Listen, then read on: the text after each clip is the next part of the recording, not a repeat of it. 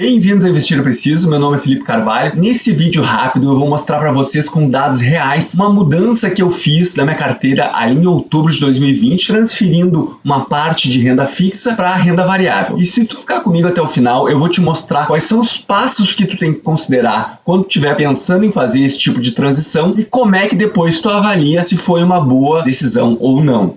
E antes da gente continuar com o vídeo, só queria pedir para tu lembrar de se inscrever no canal, que ajuda bastante o trabalho aqui que a gente faz. Então a história é a seguinte: em outubro de 2020, eu já tinha investido uma grande parcela do meu capital em renda variável. Eu aproveitei as quedas ali de março, abril, nos meses subsequentes, para fazer uma grande transição e botar a maior parcela do meu patrimônio em renda variável. Eu já estudava sobre renda variável, eu sabia o que esperar e eu tinha objetivos de longo prazo. Eu estava querendo aumentar ainda um pouco mais o percentual que tinha investido em renda variável. E aí eu tinha uma LCA que em tese não tinha liquidez, ia vencer só em setembro de 2021. Mas aí eu fiz contato com a minha gerente e havia a possibilidade de eu resgatar antecipadamente, recebendo um pequeno deságio, ou seja, recebendo um pouquinho menos do que ela estava valendo naquele momento, e eu poderia fazer esse investimento em renda variável. E aí eu vou mostrar para vocês como é que eu fiz essa decisão. E aqui já tem a primeira lição desse vídeo, que é muito importante. Para de ficar querendo sempre procurar qual é o investimento da vez. Tu monta a tua carteira de investimentos com base nos teus objetivos, o prazo que vai ter até eles e também no que tu entende que é risco e quanto desse risco tu está disposto a correr. Eu sabia que o prazo de um ano, que seria de 2020 até 2021, que era quando essa LCA ia vencer, as cotas dos fundos imobiliários, que seria a classe de ativos que eu queria aumentar a minha exposição, elas poderiam variar bastante. Então podia chegar no final do prazo, essas cotas estarem valendo muito mais e eu ter ganho muito mais dinheiro do que se eu tivesse deixado essa LCA, ou elas poderiam estar valendo menos, porque em um ano o resultado da renda variável é muito imprevisível. Mas como meu objetivo era de longo prazo e a renda variável tem uma expectativa de retorno no longo prazo superior à renda fixa, para mim fazia sentido fazer essa troca. Mas vamos ver em números o que eu pensei naquele momento. Essa planilha que eu montei ali em outubro de 2020, eu tinha uma LCA que me rendia 97% do CDI. Eu tinha feito esse investimento ali em 2018, esse era o valor do investimento inicial, e naquela data a LCI estava com esse valor aqui, ó, de R$ 178.852,71. E aí eu calculei a rentabilidade total que tinha tido até aquele momento, que dava uma rentabilidade anual de 4,75% e dava uma rentabilidade ao mês de 0,39%. E aí eu fiz uma estimativa. A data final, que era quando vencia essa LCA, se a Selic continuasse a 2%, que a gente já sabe que ela não continuou, seria uma taxa mensal de 0,16%. E aí eu fiz, faltava 11 meses para o vencimento, e eu fiz a simulação que no final do prazo eu ia chegar com um valor de R$ 182.059,14. O que eu comecei a avaliar? Quanto que eu teria a ganhar até o vencimento?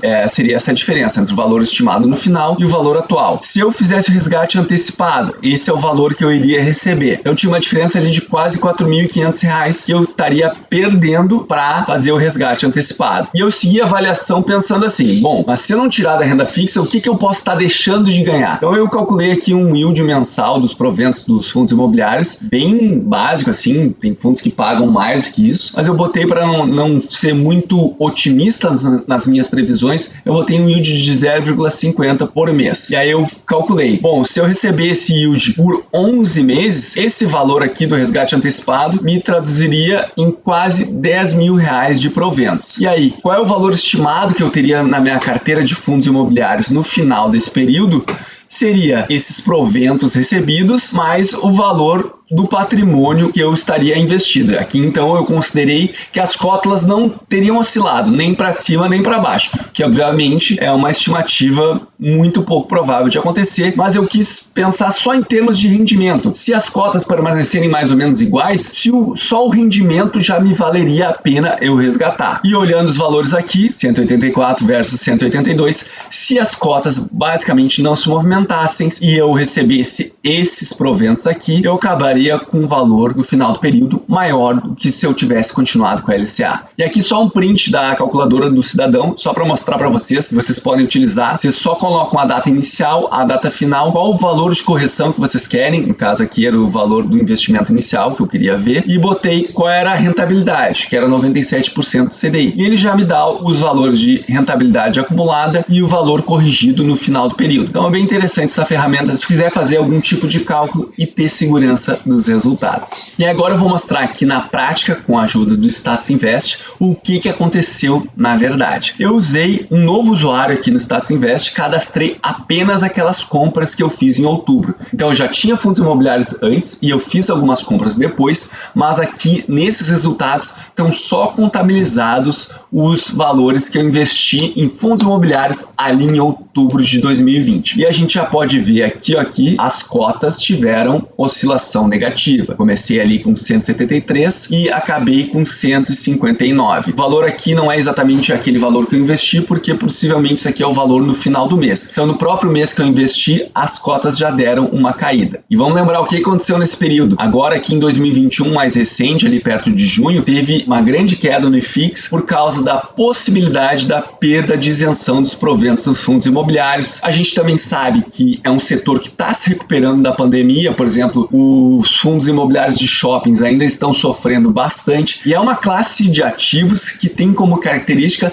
não ser tão volátil e ser mais lenta, tanto nas quedas como nas subidas. Por isso que a gente pode ver aqui que ele não recuperou o valor ali de outubro de 2020. E eu vou repetir mais uma vez, um ano é um prazo muito curto para tu fazer qualquer tipo de previsão do que vai acontecer com a renda variável. Ela é muito imprevisível em prazos menores. Então os resultados de curto prazo são muito aleatórios, mas através do estudo de dados históricos em vários locais do mundo, a gente sabe que essa é uma classe de ativos que traz um retorno interessante no longo prazo. E vamos ver o que aconteceu com os proventos. A gente já pode ver aqui que o total recebido no período foi quase 12 mil reais. Lembrando que a gente ainda está no meio de agosto, então ainda teria alguns valores de agosto e os valores de todo setembro para eu receber, para contabilizar realmente, para ver quanto que as compras de outubro me deram de proventos desde a compra até a data de vencimento daquela LCA. Mais para baixo aqui a gente pode ver a distribuição dos proventos recebidos dos fundos imobiliários que eu comprei ali em outubro de 2020. Desses fundos imobiliários a gente pode ver que o RBVA foi o que mais pagou proventos, seguido logo de perto pelo IRDM 11. Vamos ver aquela planilha agora com os dados atualizados. E aí, para nos ajudar a preencher a planilha agora, eu peguei a calculadora do cidadão e fiz aquele cálculo do valor lá em 2018, aqueles 163 mil reais corrigidos a 97% do CDI, quanto que daria nos dias de hoje. Como o índice de agosto ainda não está fechado, eu só pude pegar o valor até julho. E aí ele calculou, seria esse valor, o atual.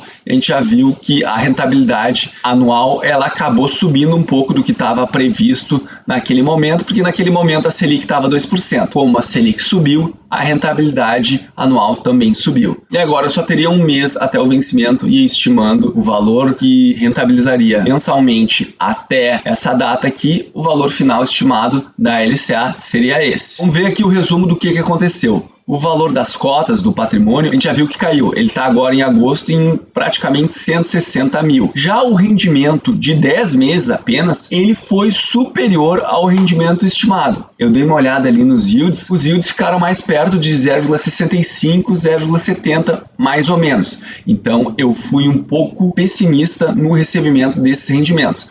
Mesmo assim, somando o valor do patrimônio mais o valor desses rendimentos recebidos de 10 meses, dá esse valor aqui que ainda é valor abaixo do valor que eu investi para comprar esses fundos imobiliários. Se eu considerar que eu ainda vou receber mais os proventos de mais um mês, na verdade nem estou considerando aqui os proventos de metade agora de agosto, que ainda não foram totalmente recebidos, eu acabaria com um valor total aqui de valorização da cota, ou no caso desvalorização, mais os proventos de 172 mil reais, ainda abaixo do valor que foi investido. Ah, Felipe, então tu fez uma decisão ruim ali, tu acabou com menos dinheiro. Olha, eu até entendo esse pensamento, mas eu vou discordar de quem achar que eu fiz uma decisão ruim. A gente não pode analisar, especialmente as nossas decisões financeiras, apenas pelos resultados. Vamos imaginar uma história bizarra aqui. Vamos dizer que tem um bilionário e ele é muito excêntrico e ele quer fazer um reality show onde quem ganhar esse reality show vai levar 5 milhões de dólares. Só que a questão é que nesse reality show, a cada semana, os participantes têm que fazer uma roleta russa. E aí, quem sobreviver vai ganhar os 5 milhões de dólares. Mesmo que eu olhe para o participante que ganhou esse reality show, eu não acho que tu pode olhar para ele e dizer que ele fez uma boa escolha. Afinal, ele assumiu um risco, apesar dele ter tido um resultado muito bom, ele assumiu um risco que eu acho que ele não deveria ter assumido. Então, a gente não pode julgar as nossas decisões financeiras apenas pelos resultados financeiros de curto prazo. E um ano é um prazo muito curto. Lembra, renda variável, idealmente, tu vai ficar mais de 10 anos. 5 anos até dá para pensar, mas 10 anos seria um prazo mais interessante para se ter. E no meu caso particular, eu pretendo ter renda variável a vida toda. E eu chamo a atenção para vocês que os proventos recebidos foram maiores do que os estimados. E não tá nessa conta aqui que eu mostrei para vocês o que aconteceu com o resultado desses proventos. Ou seja, se eu peguei esses dividendos dos fundos imobiliários recebidos e comprei outros investimentos e eles me deram um retorno, esse resultado não está sendo considerado nesse vídeo aqui. Então entenda de uma vez por todas. Defina os seus objetivos e o prazo para eles, estude sobre as classes de ativos e sobre o que esperar de cada uma delas, e aí sim você faz a sua alocação de ativos ideal e depois você mantém ela ao longo do tempo. Evita de ficar fazendo mudanças muito bruscas na tua carteira, buscando qual é o investimento da vez. Isso provavelmente só vai te levar a comprar na alta e vender na baixa. Comenta abaixo se esse vídeo foi interessante para tu entender como que a gente faz decisões financeiras e lembre-se que investir é preciso. Um grande abraço e até a próxima.